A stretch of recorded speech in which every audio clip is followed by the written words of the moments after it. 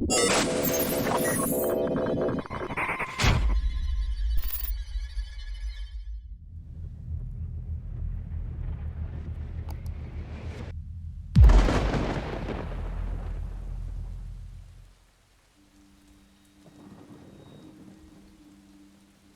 don't know where to begin this story, as it occurred from ages 9 to 16, but I guess I'll just start at the beginning.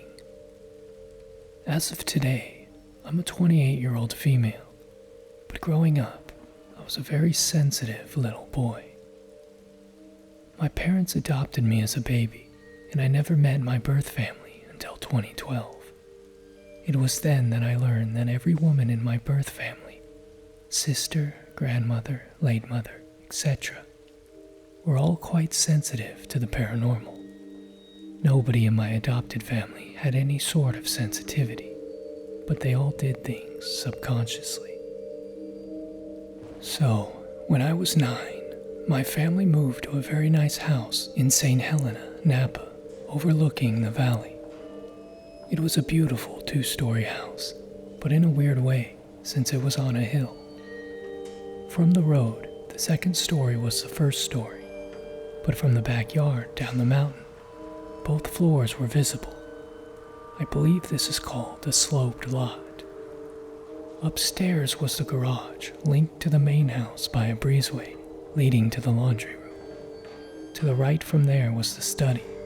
Straight ahead was the living room and the kitchen. A hallway ran parallel to the kitchen, meeting at the family dining room, where the front door sat, though none of us actually used it. Right next to that was the stairs. Oh, the dreaded stairs, leading down to the one long hallway connecting the bedrooms. Experiences began happening immediately after we moved in. Part of me believes it was drawn to the negative trauma I suffered at the hands of my abusive father, who focused his rage mostly on me, and that was why I was targeted out of all of my brothers. But that's just a theory. The first of many experiences was when the whole family was at my middle school for a scholastic book fair. I remember having a sudden twisting in my gut when my parents got a call that our backyard was on fire. To this day, nobody knows how it happened. It just started. Then, the real fun began. It started out slowly, and only ever happened downstairs. My brothers and I would wake up to see a man walking back and forth on the patio, glancing through the French doors of our bedrooms as he passed. We never felt malice from him though, and we all recall seeing him. What makes that particular bit interesting is that from a child's perspective, usually the male entity would be malicious, while a female entity could be a protector. In my house, it was the polar opposite. Myself and my brothers felt a dark presence lurking downstairs in the hallway that would affect all 3 of us to the point where we would take the stairs 2 or 3 at a time as fast as possible. I would have reoccurring nightmares about struggling to get to the top stair with something behind me. In one particular dream, I was reaching for the top stair and the entity caught me and stapled my mouth shut so I couldn't scream. Keep in mind, I was far too young for these things to come naturally. In the beginning, the door to my bedroom would slam in the wee hours of the morning, so loud it would wake my father. He insisted it was a draft, even though no one else's doors would do it, and again, it slammed with massive force. We had to put a 10-pound bookend in front of it. Not much later, the entity in the hall would probe our rooms to see who was the most sensitive. My older brother, who slept at the end of the hall nearest the darkness, outgrew his empathic sensitivity, and my younger brother eventually stopped as well. But I remained more sensitive than ever, and it knew. That's when I met her. At first, the entity introduced itself as a kind protector from the man on the balcony, but I knew that was a lie. She would stand at the far end of the hallway and wait. Not that she was actually there. There was no one there. But it was more of a feeling of dread. It wasn't darkness or blackness, but more that it physically sucked in the light around it like a black hole. She would come to me in dreams as various entities, but the man would always show up and protect me. Mind you, I knew neither her nor the man, and the fact that the house was built on an inactive volcano, littered with limestone and obsidian, probably boosted the energy, or what have you. For about 7 years, I would wake up promptly at 3 a.m., sweating bullets, hearing someone running back and forth in the hallway, panting as they passed my room, repeatedly until 5 a.m., when it began to get light. The first face-to-face incident I had with this creature was when I woke up as scheduled at 3 a.m. and, like clockwork, heard the panting and pacing in the hallway. After about 20 minutes, I got too scared to sit there and do nothing, and reached to the dresser by my bed and turned on the light. The panting and pacing stopped, and I waited about 10 seconds of soul-crippling silence before it happened. Long, gnarly, shadowy fingers slowly gripped the doorframe one by one. I heard the wood of the frame creak slightly as the wispy fingers pulled into the bedroom. Before my brain could process what I was seeing, I heard her gasp, audibly gasp. The fingers retreated in pain, and I sat in silence until the sun came up, 2 hours later. That was the first time I realized I had a weapon against this thing. I still don't fully understand it, but she couldn't exist in the light. While that alone brought tears to my eyes recalling it, there was one other experience that haunts me to this day. Plenty of years had gone by and I had just turned 14. My father was a prominent doctor in the area, and he was planning on taking my mother to a fancy hospital gala the same night my little brother had a sleepover at a friend's house, and my older brother was out college shopping in some other county. It was the first time I had the house to myself at night. I begged them to reschedule or hire a babysitter. They told me I was old enough to be a babysitter and that I needed to grow up.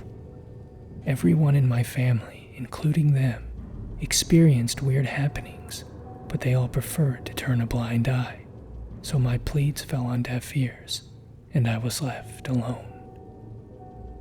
I spent the first half of the evening upstairs where it was safe, occasionally glancing toward the staircase for any activity from the living room while the TV distracted me. About 10 or 11 p.m., I remember thinking that I was too old to be scared to be by myself, and I could sleep downstairs alone if I wanted to.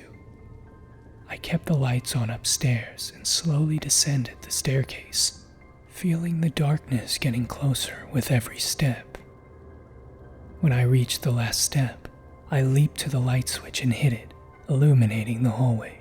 Shaking violently, I hurried to my bedroom through the eerie quiet.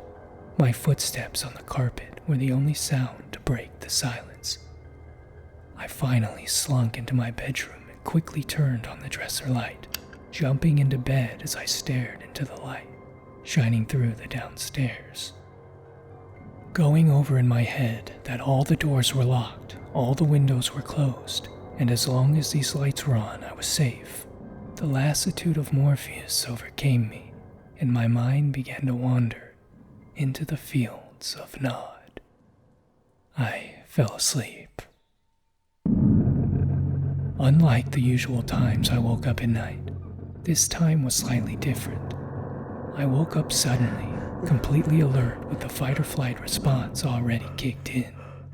I was facing the wall, but was absolutely terrified. I felt like if I moved, or even breathed too loudly, it would spell immediate death.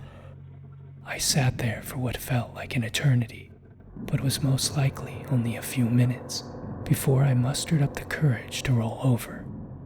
When I finally did, my heart sunk. All the lights in the house were off, and a womanly shadow was standing in the doorway. The thought that maybe it was my mother popped into my head before I realized that she was with my father at a gala all night, and they were staying at a hotel till morning. I sat there, frozen, locked in a gaze with this creature, who finally made it through the threshold of my doorframe and into my room, a feat she had yet to accomplish. I closed my eyes and repeated in my head, "It isn't real, it isn't real," like a personal mantra, trying to control my breathing as I shake and shiver violently. I decided to peek and see if she was still there. Surely she can't come in any further. I opened my eyes. It was standing right over me, at the edge of my bed, looking down at me. Not with eyes, it had no eyes. What it did have was a large, toothy grin, a wispy shadow of its body. I daren't scream or even move, but hold the gaze as I hear a deep rumble emanating from the swirling torrent of darkness that was this creature. Having grown up terribly abused, I knew fear, but this was something different. I had never been this afraid before in my life. It was no longer creaks or shadows darting in the corner of your eye. I was face to face with something else, something not of this world, and it wanted me. I knew in this moment, as its mouth began to expand, that if I did nothing, I would die. So I did the only thing I could think of in the moment. My body suddenly lurched upwards from the bed, toward the entity, and I screamed at it. Not a scream of fear, but more of a war cry, like it could try to kill me, but I wasn't planning on making it easy. My face almost went through it as I lurched up before it recoiled and let out an unearthly wail. I'm guessing it wasn't expecting resistance, but I actually heard it as it left the room, feet on the carpet and everything. Within moments, all the lights in the house were back on, and I just sat there shivering in shock until the dam broke and I began to cry. I just cradled my pillow and rocked back and forth on the bed, sobbing until the sun came up and my parents came home. My family, devout Catholic doctors, were already skeptical about these things and didn't believe me, attempting to convince me that it was just night terrors or sleep paralysis. Only I could move, I could think, I wasn't stuck. It actually happened. I know I didn't dream it because I stayed awake until the next day. I don't expect anyone to believe me, but this was just the kind of thing that happened in this house. I believe it was limited to that specific location because it didn't follow me to college or anywhere there beyond.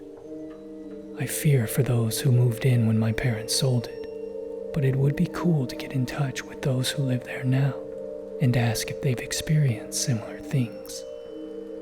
We did have trouble selling it. It was on the market for years. Anytime someone would come to view it, they would get creeped out and leave. Anyway, that's my story on my first face-to-face with a non-human entity. I hope you liked it. I personally don't believe in demons or anything gaudy, but I'll respect you if you do. If you have any theories on what it could have been, please feel free to comment below. Thanks for listening.